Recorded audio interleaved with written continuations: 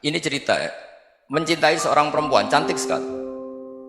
Dan itu dia menjadi ahli sunnah itu oleh hal-hal yang sepele.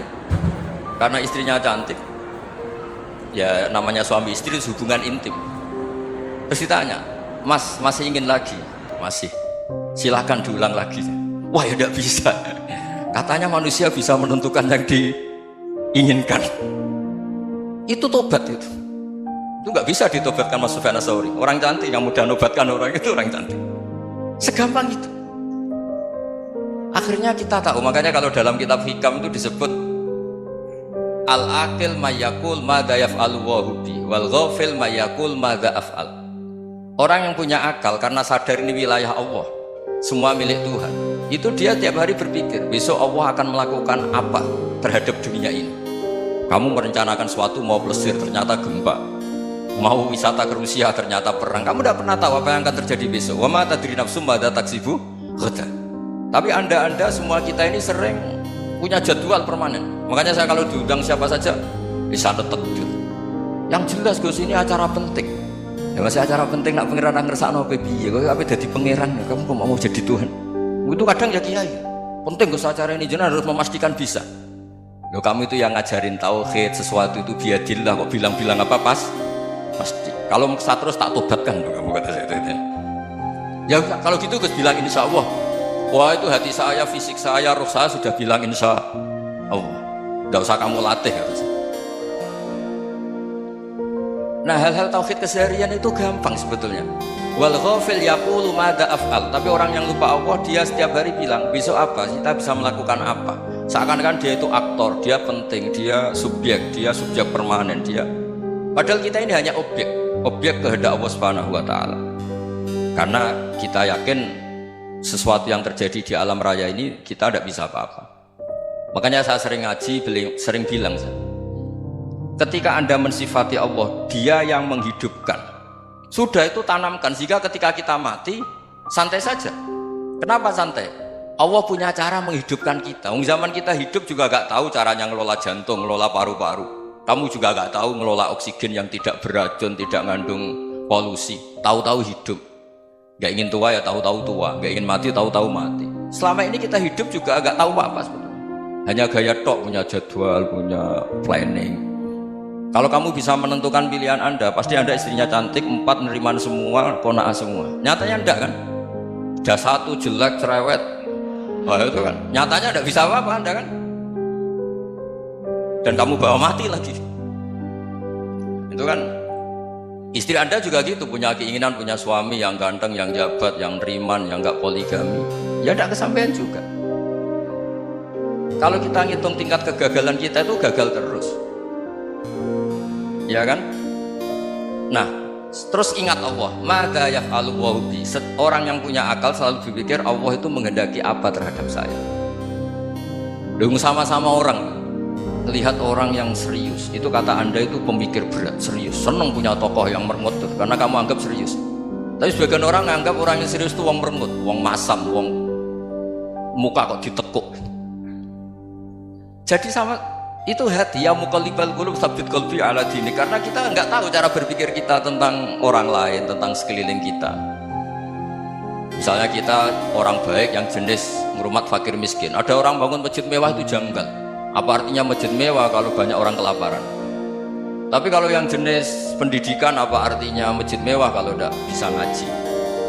Nanti yang jenis infrastruktur, apa artinya ini kalau semuanya punya sudut pandang yang berbeda-beda. Dan Islam mengapresiasi semua kebaikan.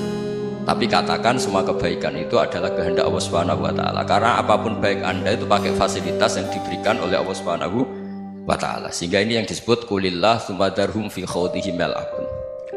Ya kembali tadi ke tema-tema bahwa keseharian Anda ini sudah Islami. Saat Anda tidak bisa melakukan apa saja. Saya sering ada jenazah, biasanya kalau tetangga meninggal saya sering disuruh ngelepas. Saya bilang orang ini baik karena sering ngelamun di rumah, sering nganggur di rumah. Ditanya sama anaknya, kenapa Gus nganggur baik? Ya kalau dia nganggur artinya juga gak berbuat sesuatu yang maksiat kan? Ya kan, orang nganggur di rumahnya ya tidak bunuh orang, tidak maling, tidak korupsi, ya namanya nganggur di rumah. Lah cuma istri cara pandang nganggur gak menghasilkan uang gitu. tapi juga gak menghasilkan kriminal kan. Jadi sebenarnya Islam itu makanya kalau sampai ngaji usul fikih itu ada kitab usul fikih namanya Lubul Usul, itu terkenal sekali di pesantren itu kalau ngapresiasi keseharian itu luar biasa. Izma min mubahin illa wa yatahaqqaqu bihi tarku haramimma, karena keseharian yang mubah saat Anda lakukan itu ada kehebatan yang luar biasa, yaitu meninggalkan haram. Makanya dulu banyak orang-orang alim ketemu temannya itu guyon sampai semalaman. Itu biasanya yang semangat Islam itu, kiai kok tidak tahajud, kiai kok tidak witir. Orang yang sedang mapan uangnya banyak, malam itu tidak kelayaban itu sudah luar biasa. Melawan nafsu supaya tidak maksiat itu sudah luar biasa. Supaya lupa guyon sama temannya semalaman sampai subuh, gejolak-gejolokan kenang zaman miskin, zaman kuliah nggak jelas, zaman apa. Melihatnya jangan takut tahajud seperti ini, meninggalkan tahajud, tapi meninggalnya ini talqul muharramat. Jadi kayak apa hebatnya? Sehingga Imam Ghazali punya riwayat yang agak unik. Hatta takuna ibadatu akhiri hadil ummah iku an-naum. Sehingga suatu saat ibadah terbaik umat ini itu tidur. Itu kan riwayat kontroversi. Ketika Imam Ghazali tanya, kenapa iya? Kenapa kamu mulai keluar dari rumah itu sudah banyak maksiat, melihat perempuan yang enggak mahram, melihat fenomena. Tapi kalau kamu tidur itu enggak melihat apa-apa. Tapi juga kamu jangan menganggap tidur itu ibadah betul. Saatnya melakukan fardu ain malah masih tidur. Tapi itu sudut pandang yang menjadikan kita Islam itu gampang. Jadi saat Anda tidak bisa aktivitas apa-apa, misalnya ada beberapa orang yang lumpuh itu memang nggak bisa Jumatan, nggak bisa ibadah, tapi dia juga nggak bisa maksiat. Tidur itu memang Anda saat itu tidak bisa tahajud, tidak bisa witir, tapi saat itu ada zina, ada maling, tidak gosipkan orang, tidak bully orang, tidak menanamkan kebencian, tidak hasud. Sehingga tidur menurut Allah Ta'ala wa min ayatihi manamukum billaili apa? Wan-nahar. Karena di tidur itu selain ada unsur istirahat, jaga stamina, juga ada unsur meninggalkan beberapa keburukan. Nah, saya mohon ibadah yang keseharian ini kita jaga. Supaya kita semua baca ayat itu fasih. Fasih itu tertanam di hati. Allah itu siapa?